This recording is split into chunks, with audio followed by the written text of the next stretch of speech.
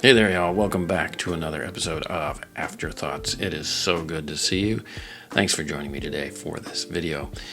2024 has been an awesome year for faith-based films. Probably the year that has the most faith-based films released in a single year, at least in a very, very long time. A lot of great stuff came out this year.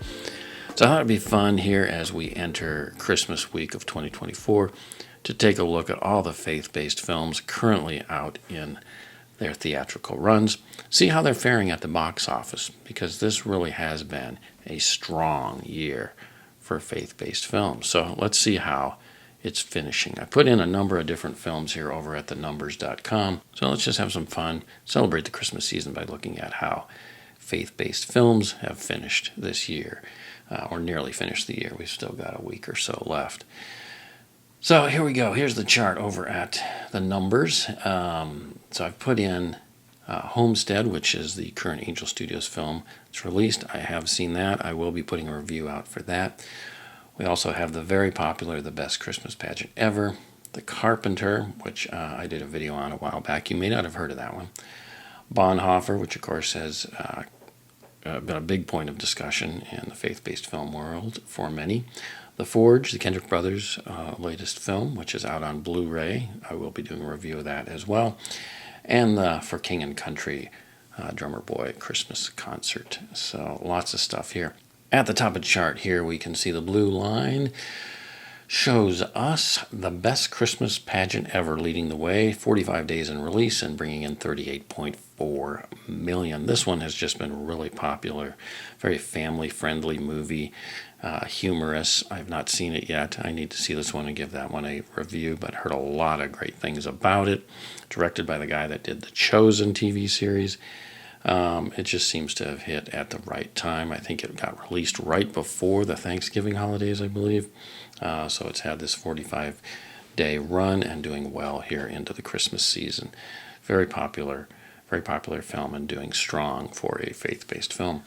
Next up here we have the red line, which is The Forge, which of course completed its theatrical run. It was out for 98 days, did 29.1 million. It has been out on Blu-ray now since about December 6th. I have my copy. I've watched it. I'm getting ready to do a full review of that. So that will be coming out here over the holidays too. I'd hope to get that out before Christmas so that those of you who might be considering a purchase would be able to review that. But here's my recommendation: purchase it no matter what. It's a very good review. But we'll do a full breakdown of that in a video coming out here over the holidays. But that one did well, not quite as well as some of the previous Kendrick Brothers films as far as the box office, but it is a great film, and I suspect it will do strong on Blu-ray as well and in streaming. Next up we have here the little green line. It's a little hard to see here on the bottom of the chart, but the movie Homestead just came out. It is Angel Studios' latest release. It's only 3 days in release here. You can see just a little over 6 million, so it's just getting going. This one's been promoted a lot. It is actually, spoiler alert here, if you didn't know, it's actually kind of the pilot for a TV series. You find that out when you go and see the film. But it is really the beginning of a story. So if you're going expecting this to be just a self-contained movie, just be aware of that. It's really the beginning of something. So it sets characters up, it sets up a storyline, but it is not a complete or comprehensive film in and of itself. I got a review of that coming out too, so I'll let you know about that. Next up, the orange line here on the graph shows Bonhoeffer, which has been out for 28 days in release, just over 12 million. I gave my review of this one. If you haven't seen it, I'll put a link down below in the description. But interesting film. My son and I went to see it, enjoyed it a great deal. There has been some controversy about this film, which I'm going to talk about in another video later, but has to do basically with the fact that this may not follow his life directly. I will say this, as with many biopics, fiction films basically based on somebody's life often take shortcuts or summarize parts of their life in a way to be able to tell the story in a more condensed fashion. That doesn't, exclude them from being, accurate with a number of things in that person's life, but nevertheless, that's often how films and biopics work. This isn't a documentary. But anyway, I'll talk more about that in a separate video. I still like that film. I think it's a good film. Next up here, you can see the little purple line way at the bottom. Day 4 of release. It's really been out more than that, but it had a limited release, and that's the King and Country, A Drummer Boy Christmas. Here it shows as 2.8 million. I suspect it's probably a little bit more than that. It doesn't account for probably some other statistics that maybe have not been reported yet. But, this was a limited release. It was one of those Fathom Films releases, so like an event release, had very limited dates. Again, I was able to see this with my wife. It's very good. I'll do a review of that as well, too. So many great films have come out here. It's been tough for me to keep up with everything, especially around my very busy work schedule. But again, there's a lot of stuff that's going to be coming out here over the holidays here on the Creative Christians channel. If you haven't yet, please like this video, subscribe to my channel, be a part of all the content that's coming. 2025 is going to be a big year for the Creative Christians channel, and there's a lot of great stuff coming, including the return of my audio podcast, Creative Christians, with a wonderful slate of guests. So the 3rd season of that will be debuting in 2025. If you look here at the bottom line, we have The Carpenter. I did a video about this one too.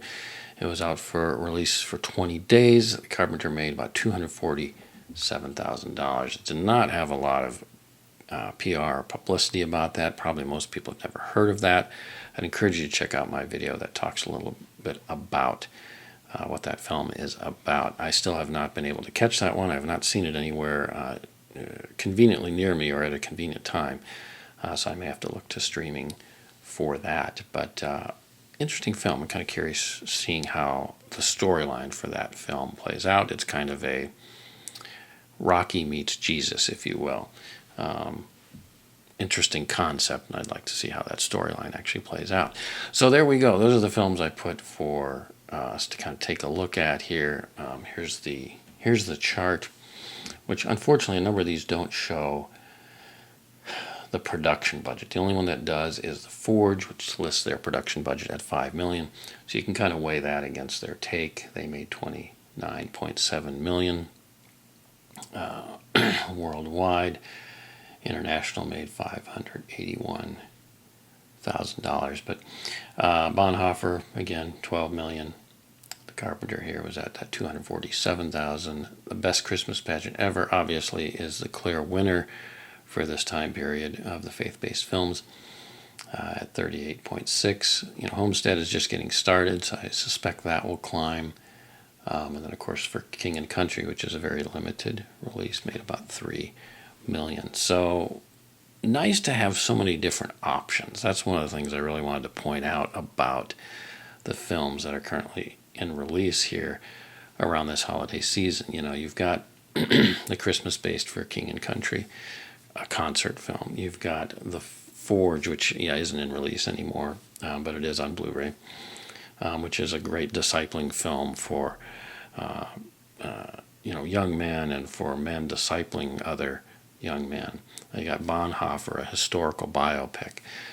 You've got The Carpenter, like I said, a Rocky meets Jesus kind of film. You've got the best Christmas pageant ever, a nice Christmas family-friendly film. And then you've got Homestead, which is kind of this very character-driven, story arc-driven piece that sets up for a TV series. So a lot of variety, both in terms of the style of a lot of these films, the storyline, the genre of film that are being done here. So a lot of great stuff out, and definitely worth checking all of these out.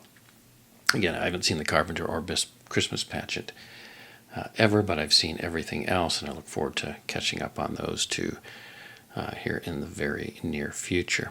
So anyway, what do you all think? Have you seen any of these films? Have you supported the studios making these films, like Angel Studios or the Kendrick Brothers, or for King and Country, who I know is a very, very popular music group? And what did you think of them? Which films for you have risen to the top of this recent slate of faith-based films?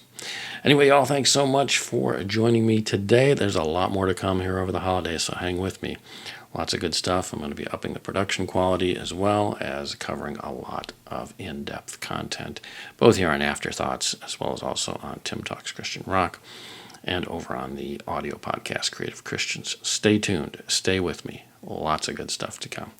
Anyway, y'all, have a great rest of your day, and please have a Merry, Merry Christmas. God bless. Take care. See you next time.